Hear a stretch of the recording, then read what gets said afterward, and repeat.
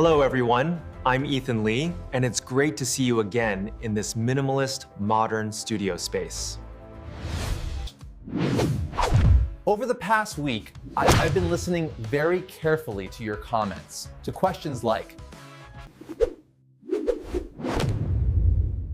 "Hey man, why do I set goals but always fail?" How can I understand what other people are thinking? And a question I really love, is there one rule that governs everything in life? These questions, though phrased differently, all touch upon a deep-seated concern. You want to set goals. You want to influence others' employees, children, colleagues. And you're curious if there's some kind of rule book behind all of our actions. Honestly, I get it. We live in an age where people talk a lot about the millionaire mindset, 7 successful habits, the law of attraction. Thousands of success formulas are preached every day, making us feel that success is something incredibly complex and mysterious. But today, with all my credibility and sincerity, I want to tell you, most of those formulas are just scratching the surface. There is a fundamental principle, a core law that is surprisingly simple. Once you grasp it, you will hold a master key to decode human behavior. Efforts and to shape your own future.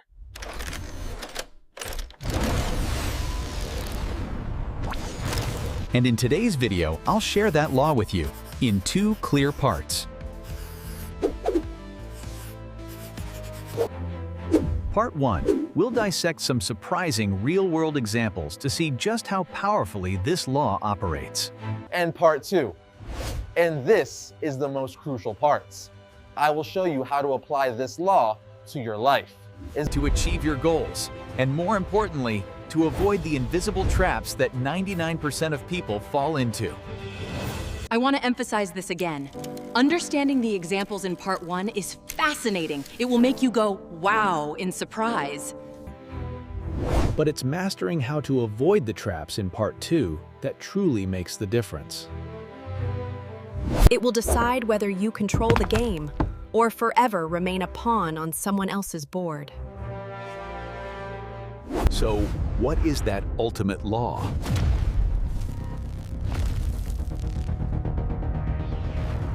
Economists, people who have spent their entire lives studying human decisions, have distilled their entire field into a single sentence: people respond to incentives. Sounds very simple, right? Almost trivial.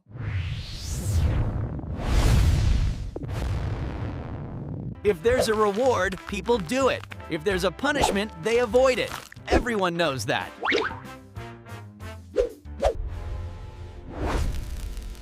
But what separates a sharp thinker from the rest of the crowd is the persistence in considering this principle seriously, at all times, in all situations. All other complex theories are, in reality, just detailed commentaries on this one simple statement. To help you understand its power, let's examine 2 real-world proofs that governments and organizations have experienced. We'll start with number 2.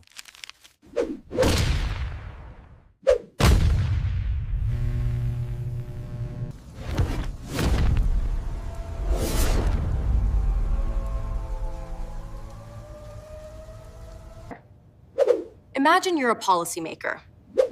You want to reduce energy consumption to protect the environment. A seemingly logical solution is proposed. Encourage people to buy more energy-saving appliances and more fuel-efficient cars.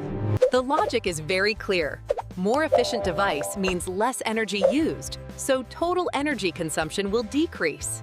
But reality delivered a spectacular twist.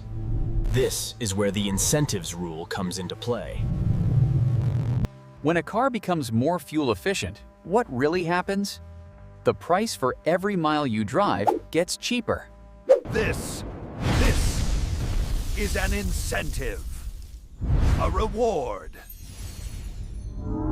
And how do people respond to that reward? They will drive more.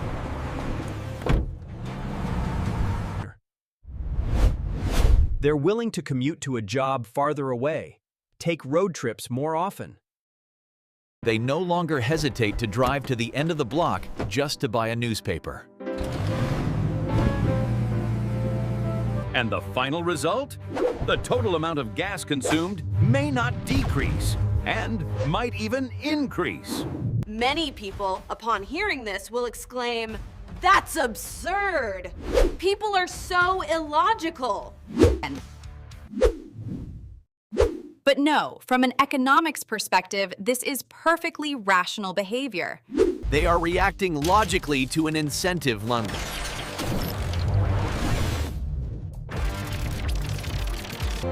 The mistake wasn't with the people, but with the policymakers who ignored the most basic law of human behavior. So what's the lesson here? When you want to create a change, don't just look at the direct impact. Step back and ask yourself, what other behavior might the incentive I'm creating unintentionally encourage? Practical example. You reward your sales staff based on the number of new clients they bring in. This reward might unintentionally encourage them to sign low-quality contracts with unsuitable clients, just to hit their quota, causing long-term damage to the company. They are simply reacting logically to the incentive you created. Now, let's move to our number 1 case, an even more powerful example of unintended consequences.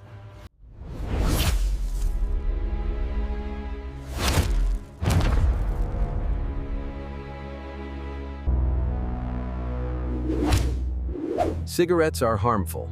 That's undeniable. And one of the most common measures is to increase taxes, making cigarettes more expensive. A clear financial punishment.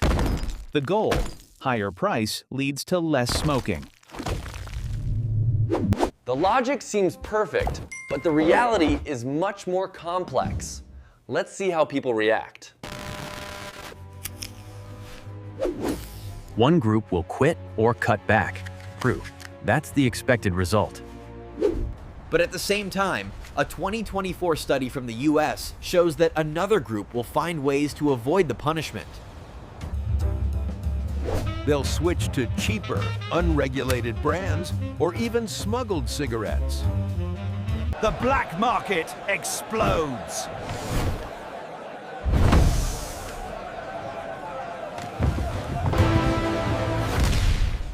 Do you see? The punishment is clear. But people's responses aren't just to stop doing that. They sidestep the rule. They change direction. They develop new behaviors that the original policy couldn't have measured. And the biggest trap is here.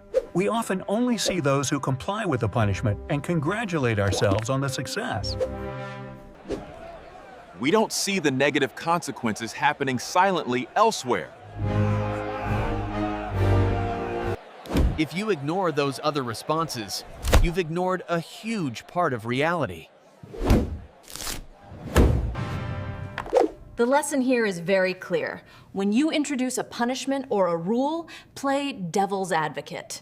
Ask yourself, if I were subject to this rule and I wanted to cheat, what would I do? What loopholes exist? Example in a company, you penalize employees for being late.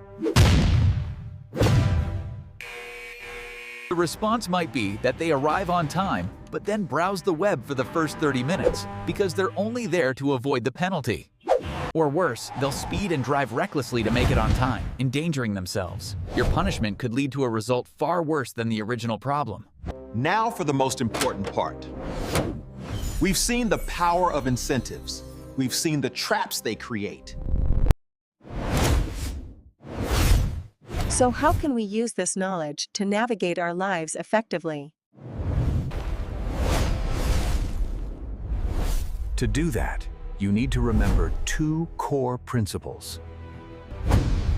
First, see the motive behind every action. When you see a certain behavior, your own or someone else's, don't rush to judge it as good or bad. Instead, ask, what reward is driving this behavior? What punishment is being avoided? For instance, your child is lazy about studying? Maybe the reward of playing a game is greater than the reward of studying. The punishment for not studying isn't as strong as the punishment of having to sit and study boredom. When you see things through this lens, you shift from being a judge to an analyst. You gain empathy and a clearer view of the root of the problem. Second, design smart incentive systems for yourself and for others. A smart system is one that anticipates the side effects.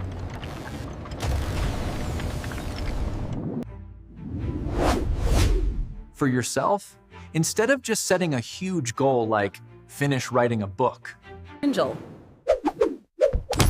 Break it down and create small, immediate rewards for each step forward. For example, write 500 words a day. Allow yourself to watch one episode of your favorite show. You're hacking your brain's reward system, turning a distant reward into an immediate one. And find ways to close those loopholes.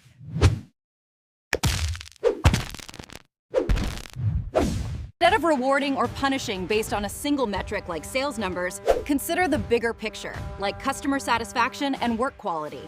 This prevents short-sighted, counterproductive behavior.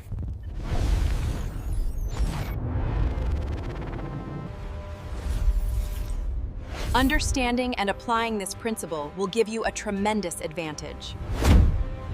While others are stuck dealing with surface-level issues, you'll be the one who sees the hidden currents that truly steer the world. So today we've explored one of the most fundamental principles of human behavior, the power of incentives. We've seen how ignoring it can lead to paradoxical results. And more importantly, we've learned how to start applying it to analyze behavior and design smarter changes. But today's examples are just the tip of the iceberg. In next week's video, we'll push this principle even further into much more heavy-hitting and controversial territory.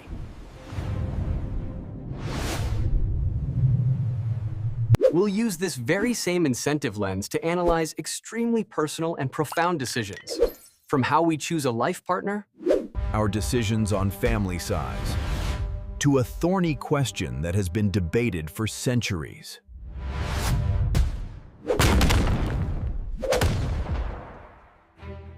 Does the death penalty actually deter murder? We will examine the econometric studies of the world's leading professors on this very issue. This will be an in-depth video, and I believe it could completely change the way you think about justice. And the deepest choices we make as human beings. To make sure you don't miss that analysis, be sure to hit the subscribe button and ring that little bell next on it to get notified the moment it comes out. Finally, my advice to you is this. Don't just watch this video once. Starting today, observe the world around you through the incentive lens. We're implementing a new workflow starting today.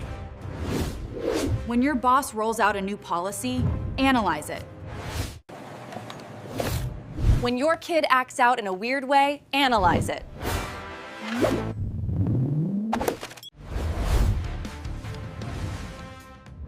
When you find yourself procrastinating, analyze yourself.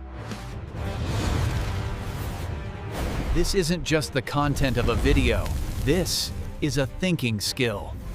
And once you master it, while others are blaming fate or the irrationality of others, You will be the one smiling because you understand the rules of the game. Thank you for watching.